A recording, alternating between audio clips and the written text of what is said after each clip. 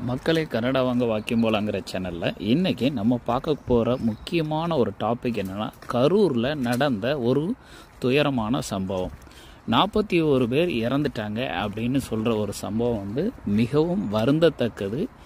அவங்களுடைய ஆத்மா சாந்தி அடைய இறைவனை நாம் அனைவரும் சேர்ந்து பிரார்த்திக்கணும். அவங்க குடும்பத்துக்கு நம்மளால் முடிஞ்ச சப்போர்ட்டு எப்போவுமே பண்ணணும்.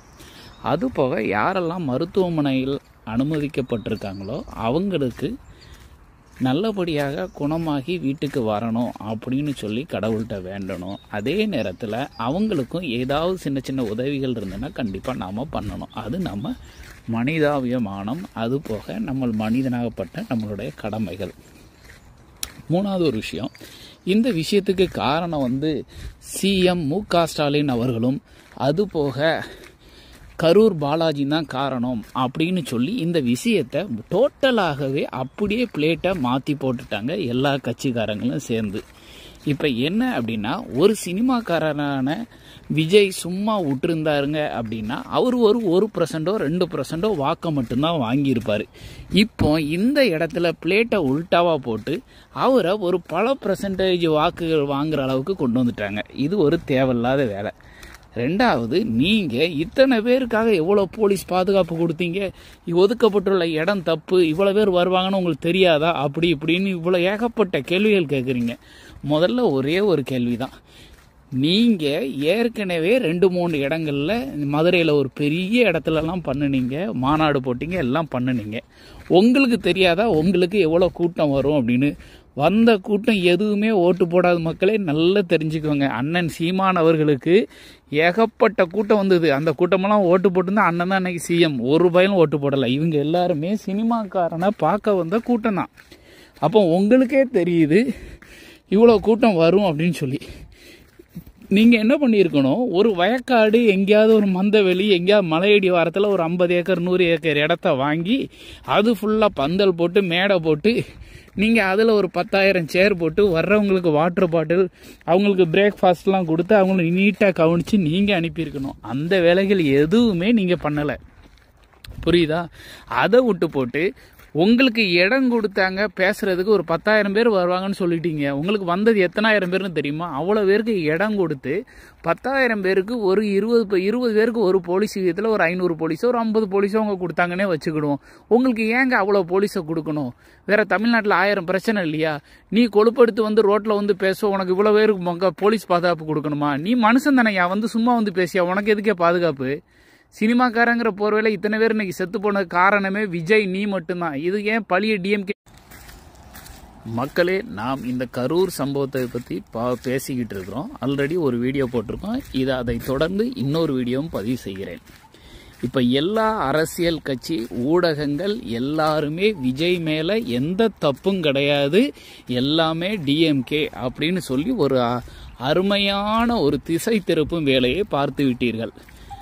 நான் பக்கா ஏடிஎம்கே ஆளு தான், ஓகே. ஆனால் நான் இந்த விஷயத்தில் டிஎம்கேக்கு தான் சப்போர்ட் பண்ணுவேன்.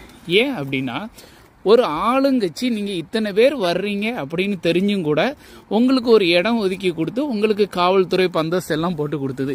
இவ்வளோ பெரிய கூட்டம் வரும், எங்களுக்கு இப்படிலாம் நடக்கும்னு தெரியாதுன்னா, இதெல்லாம் தெரியாத என்ன வெண்ணைக்கு நீ ஹைவே பக்கத்தில் முதல்ல பேசுகிற? உன் சொந்த பணத்தை போட்டு நீ வெளியே பேசியிருக்கணும். அதெல்லாம் இல்லாமல் வருஷத்துக்கு ஒரு படம் நடிக்கிறதுக்கு 200 கோடி வாங்கிக்கிட்டு டிஎம்கேயில் உள்ள முதலமைச்சர் இறந்தவங்களுக்கு 10 லட்சம் ரூபாயும், ஆஸ்பத்திரியில் அனுமதிக்கப்பட்டவங்களுக்கு 1 லட்சம் ரூபா காயப்பட்டவங்களுக்குன்னு சொன்ன உடனே அதுக்கப்புறம் நீ அதுக்கு டபுள் டைமாக சொல்கிற 20 லட்சம் ரூபா இறந்தவங்களுக்கு தமிழக வெற்றி கழகம் கொடுக்கும், காயப்பட்டவர்களுக்கு 2 லட்சம் ரூபா கொடுக்கணும். இப்போ இறந்தவன் 10-15 வயசுல இறந்துருந்தான்னா அவன் ஒரு ஐடி ஜாபுக்கு போயிருந்தான் அப்படின்னா ஒரு வருஷத்துக்கு ஒரு 10 லட்ச ரூபா சம்பளம் ஆகுவான். அப்போ இன்னும் ஒரு 60-50 வருஷம் வேலை பார்ப்பான்ல, அதை கால்குலேட் பண்ணணும்ல. நீ சாடி 20 லட்ச ரூபா நான் அசால்ட்டாக சொல்லிடுறேன்னா இன்னும் 20 வருஷம் தான் உயிரோட இருப்பானா? அப்படிலாம் கிடையாதுல்ல. இல்லை, நான் 2 வருஷம் தான் உயிரோட இருப்பானா? நீ ஒரு படத்துக்கு 200 கோடி வாங்குற ஒன்னால இறந்தவனுக்கு ஒரு ஆளுக்கு நீ 10 கோடி ரூபா கொடுத்துருந்தன்னா நீ ஒரு சூப்பர், ஒரு அருமையான ஆளு. நீ வருங்காலத்தில் சிஎம் ஆகக்கூடிய அத்தனை தகுதியும் உனக்கு இருக்குன்னு சொல்லலாம். நீ கரண்டா ஆண்டு கொண்டு இருக்கிற ஒரு சிஎம் 10 லட்ச ரூபா கொடுத்தாரு, நான் 20 லட்ச ரூபா கொடுக்கேன் அப்படின்னா நீ ஒரு பயங்கரமான கீழ்த்தரமான ஆள்னு அர்த்தம். முதல்ல உன்னால 10 காசு இழக்க முடியல. நீ இவ்வளவு பெரிய யோக்கியனா இருந்திருந்த எங்களுக்கு வந்து டிஎம்கே அங்க ஒதுக்கிட்டு நடுரோட்டில் ஒதுக்கிட்டு இங்க ஒதுக்கிட்டுங்கிற.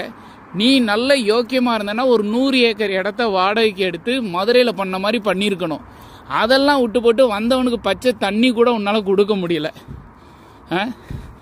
வந்தவனுக்கு ஒரு சாப்பாடு கூட கொடுக்க முடியல. அங்க இருந்த கூட்டத்துக்கு. இதுல எல்லாத்தோட முட்டாள் யாரு தெரியுமா?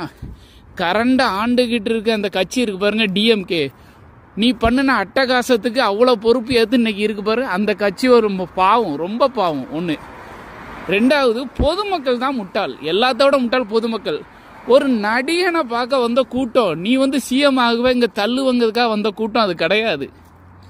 முதல்ல நல்லா தெரிஞ்சுக்கோ.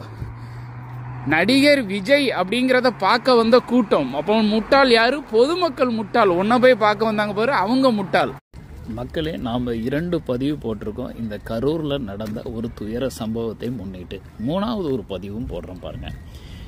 அதாவது இப்போ கரண்டாக இருக்கக்கூடிய இந்த திமுக அரசாங்கம் ஓரளவு பரவாயில்லை அப்படின்னு தான் சொல்லணும். ஏன் ஓரளவு பரவாயில்லை அப்படிங்கிறது, எல்லா அரசாங்கம் திமுக வந்தாலும் சரி அதிமுக வந்தாலும் சரி எதுவாக இருந்தாலும் சரி 30% 40% மக்களுக்கு செய்வாங்க, மீதி 60% பாக்கெட்டில் தான் வைப்பாங்க. அதுக்கு காரணம் என்ன அப்படின்னா, அதுக்கு காரணம் பொதுமக்களாகிய நாமல் தான். அடுத்த எலெக்ஷன் வரும்போது எல்லாருக்கும் கொடுக்க பணம் வேணும். பணம் இல்லாத எலெக்ஷனில் வின் பண்ண முடியாது. அதனால கொஞ்சம் பணத்தை இவங்க எடுத்து தான் தீருவாங்க, வேறு வழி கிடையாது. ஓகே, இதை பண்ணிக்கிட்டு இருக்காங்க. அதனால அவங்களும் கொஞ்சம் பண்ணுவாங்க, இவங்களும் கொஞ்சம் பண்ணுவாங்க. அதில் எந்த தப்பும் கிடையாது. தப்பு கிடையாது மீன்ஸ் என்ன அப்படின்னா, முழுக்க முழுக்க நம்ம தான் தப்பு அப்படின்னு தான் நம்ம எடுக்கணும் அதை. ஸோ இந்த சினாரியோவில் இந்த திமுக அரசு அடுத்த முறையும் 2026 வரக்கூடிய எலெக்ஷன்லையும் அவங்க தான் வெற்றி பெறுவாங்க அப்படின்னு இருந்த ஒரு சூழ்நிலையை முறியடிக்கணும் அப்படிங்கிறதுக்காக அதிமுக, பிஜேபி, சீமான், அண்ணன் சீமான் இப்படி எல்லாரும் சேர்ந்து எடுத்த ஒரு முடிவு தான் இப்போ எல்லாரும் சேர்ந்து விஜயை ஆதரித்து திமுக மேலே பழி போடுறாங்க. காரணம், ஏடிஎம்கேல ஒரு பெரிய டிராபேக் ஆனதுக்கு ஒரு காரணம், அண்ணன் செங்கோட்டையன் தனியாக போயிட்டாரு, சசிகலா அம்மா தனியாக இருக்காங்க, திவாகரன் தனியாக இருக்காரு, தினகரன் தனியாக இருக்காரு, ஐயா ஓபிஎஸ் தனியாக இருக்காரு, எடப்பாடியார் தனியாக இருக்கார். இப்போ ஒரு 6 பேரும் தனியாக இருக்காங்க. இவங்க எல்லாம் ஒரு மாசு இல்லாட்டிலும் கொஞ்சம் ஓட்டுகளை பிரிப்பாங்க. ஆளுக்கு ஒரு 1 லட்சம் ஓட்டு, ஒவ்வொரு ஏரியாலையும் ஒரு 50,000 1 லட்சம் ஓட்டை பிரிப்பாங்க மொத்தத்தில். இது ஒன்று வச்சுக்கிடுவோம். ரெண்டாவது, பிஜேபியில் ஏன் அவங்க இவங்களுக்கு சப்போர்ட் பண்ணுறாங்க அப்படின்னு சொல்லணும்ல. பிஜேபியோட ஒரு மாபெரும் பலமாகப்பட்டது யார் அப்படின்னா அண்ணன் அண்ணாமலையார்.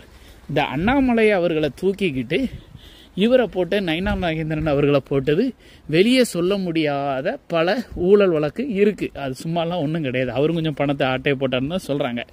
ஓகே, அது ஒன்று இருக்கட்டும். அவரை கூப்பிட்டு விசாரணை நடத்தினதில்ல, கட்சி மேலிடத்துலேருந்து எந்த பணமும் தரல, நான் எப்படி கட்சியை நடத்துவேன், அதனால அதுக்கு யூஸ் பண்ணேன்னு சொன்னார் அப்படின்னு சொல்லி ஒரு தகவல். அது ஒரு பக்கம் இருக்கட்டும். ஸோ அண்ணாமலையார் தனியாக போயிட்டாரு. அவரோட சார்பாக என்ன பண்ணிட்டாங்க, நயினார் நாகேந்திரனை கொண்டு அங்கே பிஜேபியில் போட்டாங்க. ஓகே, இப்போ நயினார் நாகேந்திரனுக்கு ஈக்குவலாக இருக்கக்கூடியதில் 2 பேர் இருக்காங்க அந்த இடத்துல. ஒன்று வந்து தமிழிசை அம்மா இருக்காங்க, இன்னொன்று நம்ம கோயம்புத்தூர்கார அக்கா இருக்கு. இவங்க எல்லாரும் அங்கே ஒரு போட்டி நடந்துக்கிட்டு இருக்கு. சரி, இந்த போட்டிகள்லாம் இருக்கும்போது டிஎம்கே வின் ஆகிறதுக்கு ஏகப்பட்ட பாசிபிலிட்டி. அதை உடைக்கிறதுக்கு ஒரே வழி என்ன பண்ணிட்டாங்க, எல்லாரும் சேர்ந்து இது திமுக அரசாங்கத்தோட சதி வேலை, சதி திட்டம்னு சொல்லி முத்திரை குத்திட்டாங்க.